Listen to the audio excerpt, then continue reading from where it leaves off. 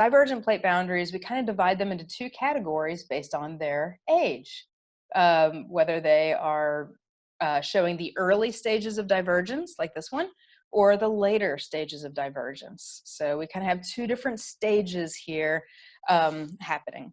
So the first one is going to be a continental rift zone. We're not sure why divergence occurs in a continent. It probably has a lot to do with just heat is not easily released from continental rock.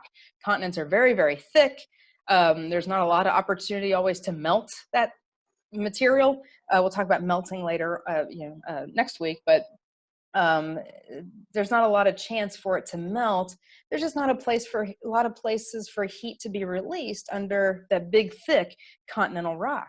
So it builds up, it builds up, it builds up, and eventually we can start to get a rift forming. This is how Pangea, about 200 million years ago, began to split and began to create the Atlantic Ocean. But before we talk about that, we are seeing a baby rift zone here happening today. And this is in the East African Rift Valley.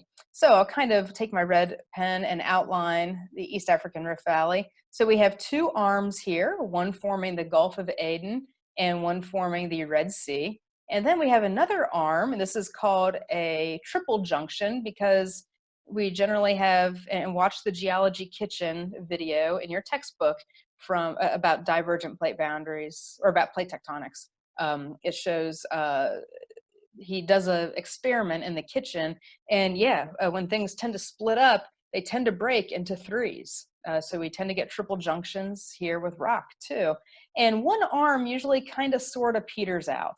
The other two will be successful and create a big rift system. So we're creating new oceanic crusts. The Gulf of Aden and the Red Sea are getting wider and wider, and the rock underneath of this is basalt. It is ocean floor, which is kind of coming up here in the rift, but as not quite as fast. So kind of outline that again. So we have a lot of volcanism occurring here. Mount Kilimanjaro is a big volcano along this rift.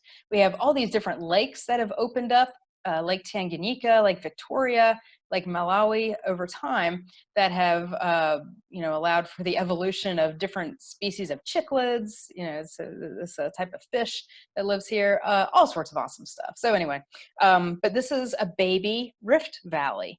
So we could study something like this and find out how huge continents like North America or like Pangea have split up in the past. That's pretty cool. So this is kind of how it happens. So we have heat building up, building up, building up over a period of time. It's not really easily able to be released, so it continues to build up. And then we start to get rifting. We'll talk more about this process toward the end of the semester as we talk about how different kinds of mountains form. This process is kind of what's starting to kind of happen in the southwestern United States right now.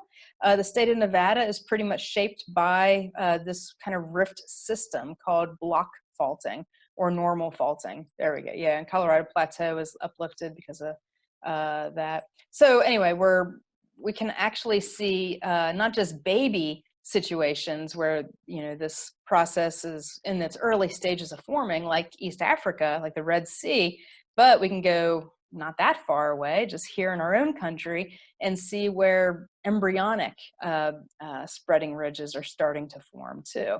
What does that mean about the future? We're going to have a big rift system in the southwestern United States. Yeah, but we won't be around to see it. But that we are headed that way. All right, so then eventually we start forming, magma begins to come up, and this magma, because it is directly from the asthenosphere, is going to mostly consist of ferromagnesian silicates. So it's going to be pretty dense, it's going to contain a lot of iron and magnesium, and it is basalt.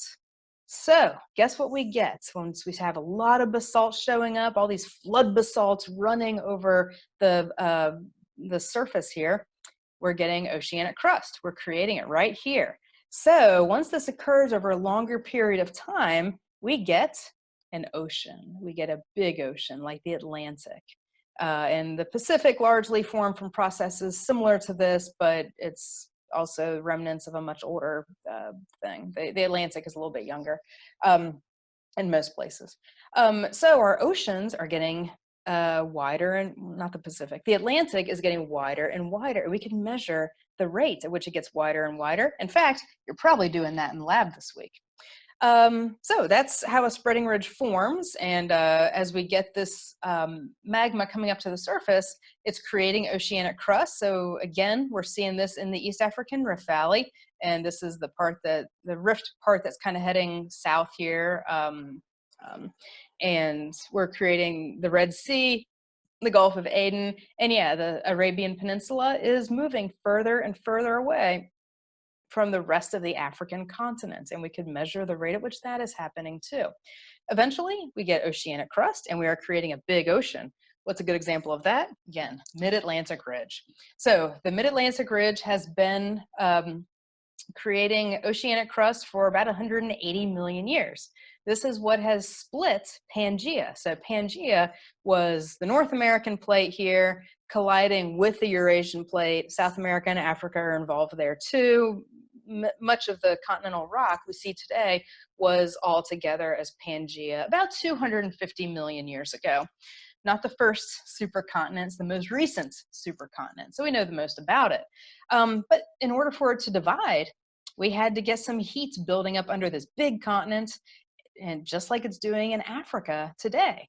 And so as that was happening, we get a big rift system. We start to unzip in between the old world and the new world, essentially, between North America and Europe, and then between South America and Africa, splitting down through this and creating a rift system.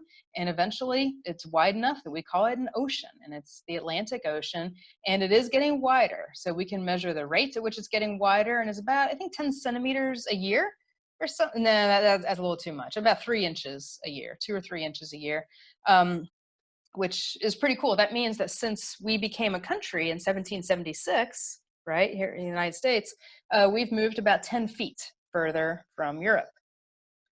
So I know that's not much, but we can start to get an appreciation with over year after year after year, after hundreds of years, thousands, millions of years, that adds up to something very big, to our second largest ocean. Okay, so that's spreading ridges. I think we're pretty good with that, but I do have this little video I think was pretty helpful. Again, you've got a lot of great ones that are linked in your textbook, so please watch those. You could always replay this one too if you want to read all of that information there. So here are our plates, and in this case, we're not dealing with any continental crust. We're just looking at the oceans here. And so we can tell that this is what's happening in the Atlantic and in the Red Sea and all that, because we can see similar things happening on either side of the plate. And this is the way this was discovered back in the 50s and 60s. There's kind of a mirror image of different formations of rocks, different kinds of volcanoes, different kinds of little things on either side. And then we could actually date these and find out that, yeah, the stuff right here at the beginning, or sorry, that's kind of annoying. Right here in the middle is very, very young. And then as we get further and further and further away from the spreading ridge, the rock, the oceanic crust, is older and older and older. And there was a big thing about the in chapter 1 looking at the magnetism. That was a way they figured it out too. But now we could actually date that rock and get a really good idea of what was happening. So anyway, good stuff there. So please feel free to rewind that if you'd like, but you have a lot of great videos linked again in your textbook that I think really, really help. I could sit here and explain stuff, show you pictures, but for the next few weeks, I think animations and videos are going to be really helpful, because we're talking about big things, we're talking about slow things, we're talking about deep things, deep in the earth. We're not really talking about things we could see very easily at the surface.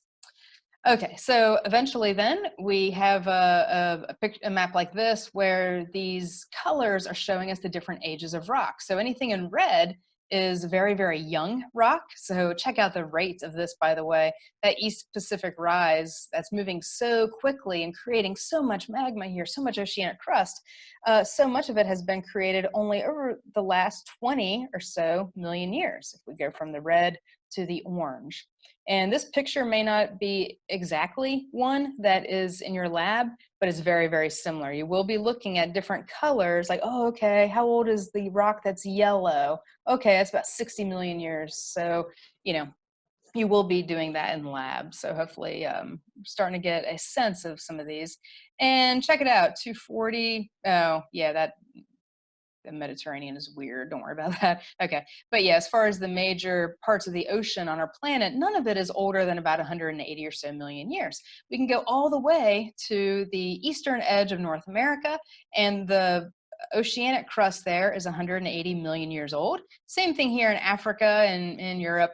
And so we can tell that that Pangea broke apart and the Atlantic Ocean began to form 180 million years ago with the creation of this kind of bluish rock here on the edges. Much more recently, even today, it's creating rock right here at the ridge in red. In fact, we could take a deep sea submersible down and watch it forming today. So we can see this happening.